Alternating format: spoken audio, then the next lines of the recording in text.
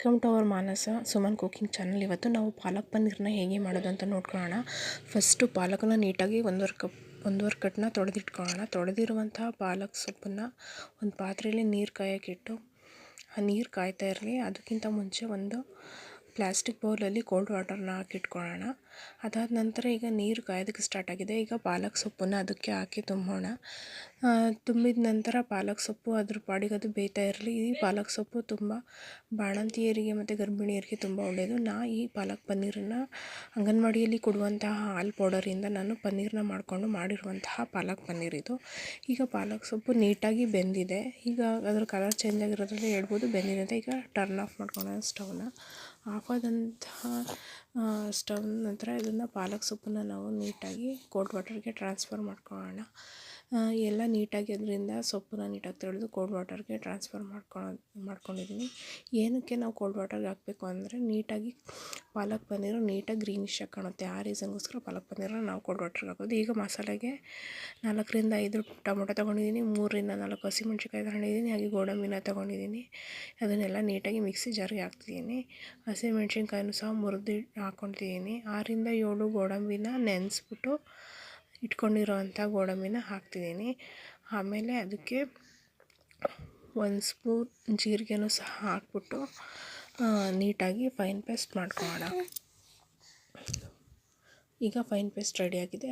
ಅದ್ರ ಜೊತೆ ಬೇಯಿಸಿರುವಂತಹ ಪಾಲಕ್ ಸೊಪ್ಪನ್ನು ಹಾಕ್ಬಿಟ್ಟು ಅದನ್ನು ಸಹ ನುಣ್ಣಗೆ ನೀಟಾಗಿ ರುಬ್ಕೊಳ್ಳೋಣ. ಈಗ ಮಸಾಲೆ ರೆಡಿಯಾಗಿದೆ. ರೆಡಿಯಾದಂಥ ಮಸಾಲೆನ ಪನ್ನೀರಿಗೆ ಅರ್ಧ ಸ್ಪೂನ್ ಅರಿಶಿನ, 1 ಸ್ಪೂನ್ ಖಾರದ ಪುಡಿ, ರುಚಿ ತಕ್ಕಷ್ಟು ಉಪ್ಪು ಹಾಕ್ಬಿಟ್ಟು ನೀಟಾಗಿ ಕೈ ಇಟ್ಟು ಪನ್ನೀರನ್ನ ರೆಡಿ ಮಾಡಿಟ್ಕೊಳ್ಳೋಣ. ನೆಕ್ಸ್ಟ್ ಒಂದು ಬೌಲಲ್ಲಿ 1 ಸ್ಪೂನ್ ಖಾರದ ಪುಡಿ, ಹಾಗೆ 1 ಸ್ಪೂನ್ ಸಾಂಬಾರು ಪೌಡರು ಅದಕ್ಕೆ ಹಾಕಬೇಕು. ಹಾಗೆ 1 ಸ್ಪೂನ್ ಗರಂ ಮಸಾಲ ಪೌಡರ್ನೂ ಸಹ ತಗೊಂಡಿದ್ದೀನಿ. ಅದನ್ನು ಸಹ ಈ ಬೌಲ್ಗೆ ಹಾಕೋಣ.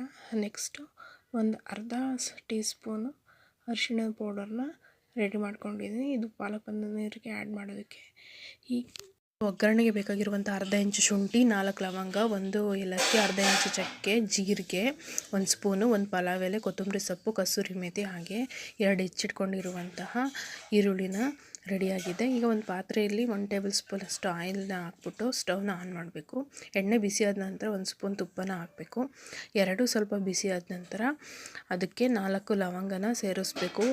ಹಾಗೆ ಲವಂಗ ಹಾಕಿದ ತಕ್ಷಣ 1 ಏಲಕ್ಕಿನ ಅದಕ್ಕೆ ಹಾಕಬೇಕು. ಅದಾದ ನಂತರ ಅರ್ಧ ಇಂಚು ಚಕ್ಕೆನ ಹಾಕಬೇಕು. ಅದಾದಮೇಲೆ 1 ಸ್ಪೂನ್ ಜೀರಿಗೆನ ಹಾಕಬೇಕು. ಜೀರಿಗೆ ಚಟಪಟ ಅಂತ ಸಿಡಿದ್ಮೇಲೆ ಅದಕ್ಕೊಂದು ಪಲಾವ್ ಎಲೆನ ಆ್ಯಡ್ ಮಾಡಿ ನೀಟಾಗಿ ಕೈ ಆಡ್ಕೋಬೇಕು. ಅಲ್ಲಿ ಕೈ ಆಡ್ಕೊಂಡಿದ್ದ ನಂತರ ಅದಕ್ಕೆ ಜಜ್ಜಿರುವಂಥ ಅರ್ಧ ಇಂಚು ಶುಂಠಿನ ಸಹ ಆ್ಯಡ್ ಮಾಡಬೇಕು. ಆ ಶುಂಠಿ ಹಸಿ ವಾಸನೆ ಆಗೋ ತನಕ ಫ್ರೈ ಆಗಲಿ. ಫ್ರೈ ಆಗಿದ ನಂತರ ಅದಕ್ಕೆ ಸಣ್ಣದಾಗಿ ಹೆಚ್ಚಿರುವಂಥ 2 ಈರುಳ್ಳಿನ ಆ್ಯಡ್ ಮಾಡ್ಕೊಳ್ಳೋಣ. ಈರುಳ್ಳಿ ಚೆನ್ನಾಗಿ ಫ್ರೈ ಆಗಿ ಅದು ಕಂದು ಬಣ್ಣಕ್ಕೆ ಟರ್ನ್ ಆಗಬೇಕು. ಅಲ್ಲಿ ತನಕ ನಾವು ಆ ಈರುಳ್ಳಿನ ಚೆನ್ನಾಗಿ ಫ್ರೈ ಮಾಡ್ಕೋಬೇಕು.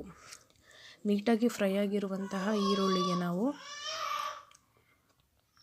ಮಸಾಲೆನ ಆ್ಯಡ್ ಮಾಡಬೇಕು. ನಾವು ಆವಾಗಲೇ ರುಬ್ಬಿಟ್ಕೊಂಡಿರುವಂತಹ ಮಸಾಲೆನ ಅದಕ್ಕೆ ಆ್ಯಡ್ ಮಾಡಬೇಕು.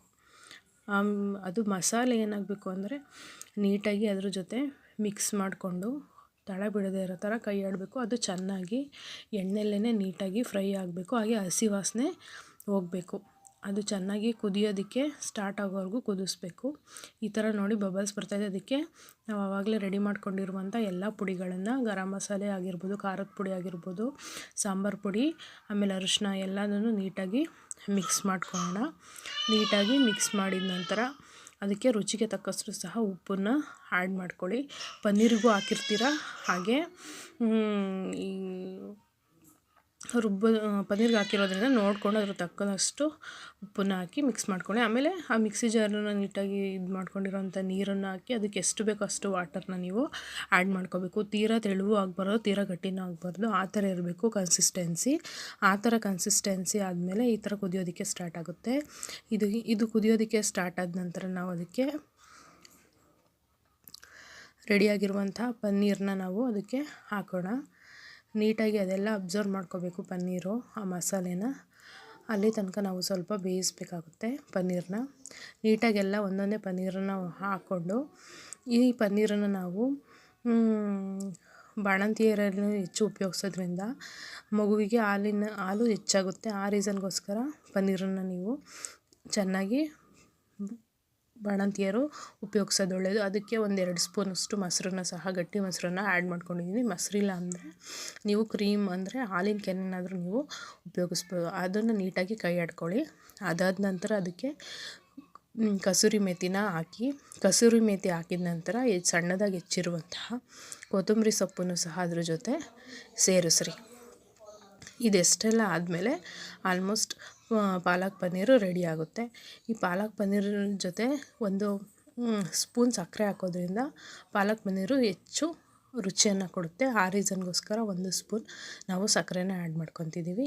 ಈಗ ರೆಡಿಯಾದಂತಹ ಪಾಲಕ್ ಪನ್ನೀರನ್ನು ನೀವು ರೊಟ್ಟಿಗಾಗಲಿ, ಚಪಾತಿಗಾಗಲಿ, ಪೂರಿಗಾಗಲಿ, ಏನೇ ರೋಟಿಗಾಗಲಿ ಎಲ್ಲದಕ್ಕೂ ಸಹ ಈ ಪನ್ನೀರು ತುಂಬ ಚೆನ್ನಾಗಿರುತ್ತೆ.